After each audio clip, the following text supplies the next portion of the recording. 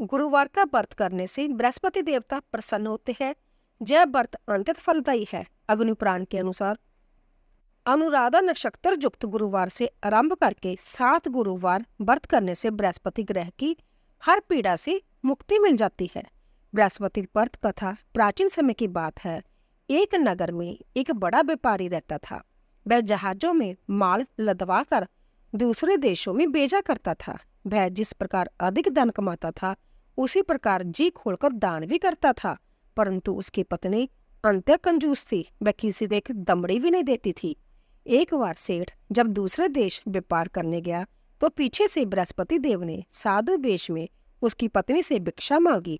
व्यापारी की पत्नी बृहस्पति देव से बोली, हे साधु महाराज, मैं इस दान और पुण्य से तंग आ गई हूँ। आप कोई ऐसा उपाय बताइए जिससे मेरा सारा धन नष्ट हो जाए और मैं आराम से रह सकूं।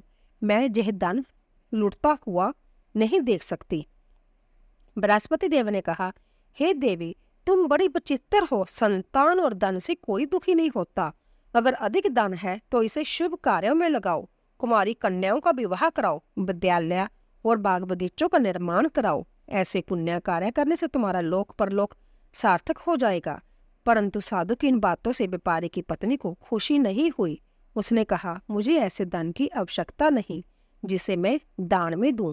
तब बृहस्पति देव बोले, यदि तुम्हारी ऐसी इच्छा है तो तुम एक उपाय करना। 7 बृहस्पतिवार घर को गोबर से लीपना, अपने केशों को पीली मिट्टी से धोना, केशों को धोते समय स्नान करना, व्यापारी से हजामत बनाने को कहना, भोजन में मांस मदिरा खाना, कपड़े अपने घर धोना। ऐसा करने से तुम्हारा सारा धन नष्ट हो जाएगा। इतना कहकर बृहस्पति देव अंतर्धान हो गए। व्यापारी की पत्नी ने बृहस्पति देव के कहे अनुसार 7 बृहस्पतिवार वैसा ही करने का निश्चय किया। केवल 3 बृहस्पतिवार बीते थे कि उसी समस्त धन संपत्ति नष्ट हो गई और वह परलोक सिधार गई। जब व्यापारी वापस आया तो उसने देखा कि उसका सब कुछ नष्ट हो चुका है।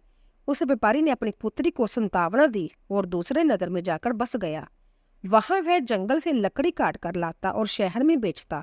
इस तरह वह अपना जीवन व्यतीत करने लगा। एक दिन उसकी पुत्री ने दही खाने की इच्छा प्रकट की लेकिन व्यापारी के पास दही खरीदने के पैसे नहीं थे। वह अपनी पुत्री को आश्वासन देकर जंगल में लकड़ी काटने चला गया। वहां एक वृक्ष के नीचे बैठ अपनी पूर्व दशा पर विचार कर रोने लगा। उस दिन बृहस्पतिवार था। तभी वहां बृहस्पति देव साधु के रूप में सेठ के पास आई और बोले, हे मनुष्य, तू इस जंगल में किस चिंता में बैठा है? तब व्यापारी बोला, हे महाराज, आप सब कुछ जानते हैं। इतना कहकर व्यापारी अपनी कहानी सुनाकर रो पड़ा। बृहस्पति देव बोले, देखो बेटा, तुम्हारी पत्नी ने बृहस्पति देव का अपमान किया था, इसी कारण तुम्हारा यह हाल हुआ है। लेकिन अब तुम किसी प्रकार की चिंता मत करो। तुम गुरुवार के दिन बृहस्पति देव का पाठ करो। 2 पैसे के चने और गुड़ को लेकर जल के लोटे में शक्कर डालकर वह अमृत और प्रसाद अपने परिवार के सदस्यों और कथा सुनने वालों में बांट दो। संध्या भी प्रसाद और चरनामत लो। भगवान तुम्हारा अवश्य कल्याण करेंगे। साधु की बात सुनकर व्यापारी बोला, महाराज, मुझे तो इतना भी नहीं बचता कि मैं अपनी पुत्री को दही लाकर दे सकूं। इस पर साधु जी बोले, तुम लकड़ियां शहर में बेचने जाना। तुम्हें लकड़ियों के दाम पहले से चौगुने मिलेंगे, जिससे तुम्हारे सारे कार्य सिद्ध हो जाएंगे।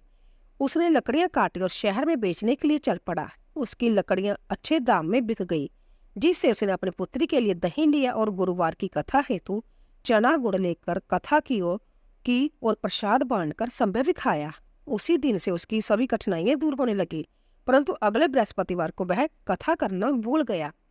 अगले दिन वहां के राजा ने एक बड़े यज्ञ का आयोजन कर पूरे नगर के लोगों के लिए भोज का आयोजन किया था। राजा की आज्ञा अनुसार पूरा नगर राजा के महल में भोज करने गया, लेकिन व्यापारी व उसकी पुत्री तनिक विलंब से पहुंचे। अंत्य उन दोनों को राजा ने महल में ले जाकर भोजन करवाया। जब वे दोनों लौटकर आए तब रानी ने देखा कि उसका खूंटी पर टंगा हार गायब है। रानी को व्यापारी और उसकी पुत्री पर संदेह हुआ कि उसका हार उन दोनों ने ही चुराया है। राजा की आज्ञा से उन दोनों को कारावास की कोठरी में कैद कर दिया गया। कैद में पड़कर दोनों अत्यंत दुखी हुए। वहां उन्होंने बृहस्पति देवता का स्मरण किया। बृहस्पति देव ने प्रकट होकर व्यापारी को उसकी भूल का आभास कराया और उन्हें सलाह दी कि गुरुवार के दिन कैद खाने के दरवाजे पर तुम्हें 2 पैसे मिलेंगे।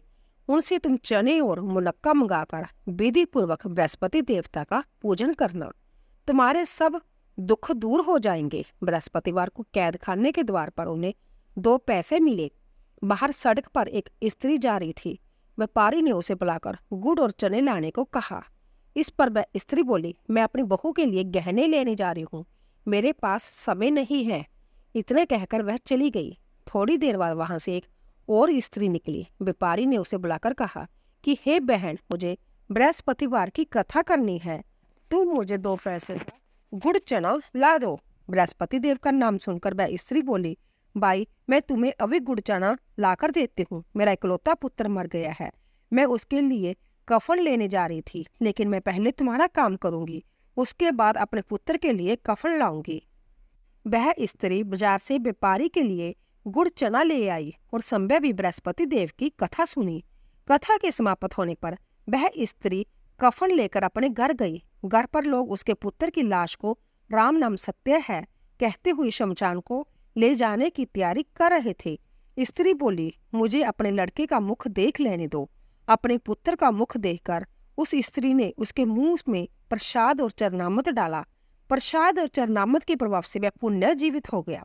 पहली स्त्री जिसने बृहस्पति देव का निरादर किया था, वह जब अपने पुत्र के विवाह हेतु पुत्र वधू के लिए गहने लेकर लौटी और जैसे ही उसका पुत्र घोड़ी पर बैठकर निकला, वैसे ही घोड़ी ने ऐसी उछाल मारी कि वह घोड़ी से गिरकर मर गया। यह देख स्त्री रो रो कर बृहस्पति देव से क्षमा याचना करने लगी। उस स्त्री की याचना से बृहस्पति देव साधु वेश में वहां पहुंचकर कहने लगे, देवी तुम्हें अधिक विलाप करने की आवश्यकता नहीं है, यह बृहस्पति देव का अनादर करने के कारण हुआ है। तुम वापिस जाकर मेरे भक्त से क्षमा मांगकर कथा सुनो, तब ही तुम्हारी मनोकामना पूर्ण होगी। जेल में जाकर उस स्त्री ने व्यापारी से माफी मांगी और कथा सुनी। कथा के उपरांत वह प्रसाद और चरणामृत लेकर अपने घर वापस गई। घर आकर उसने चरणामृत अपने मृत पुत्र के मुख में डाला। चरणामृत के प्रभाव से उसका पुत्र भी जीवित हो उठा। उसी रात बृहस्पति देव राजा के सपने में आए और बोले, हे राजन, तूने जिस व्यापारी और उसके पुत्री को जेल में कैद कर रखा है वह बिल्कुल निर्दोष है। तुम्हारी रानी का हार वहीं खूंटी पर टंगा है। दिन निकला तो राजा रानी ने हार खूंटी पर लटका हुआ देखा। राजा ने उस व्यापारी और उसकी पुत्री को रिहा कर दिया और उन्हें आधा राज्य देकर उसकी पुत्री का विवाह उच्च कुल में करवाकर दहेज में हीरे जवाहरात दिए। बोलिए बृहस्पति देव की जय।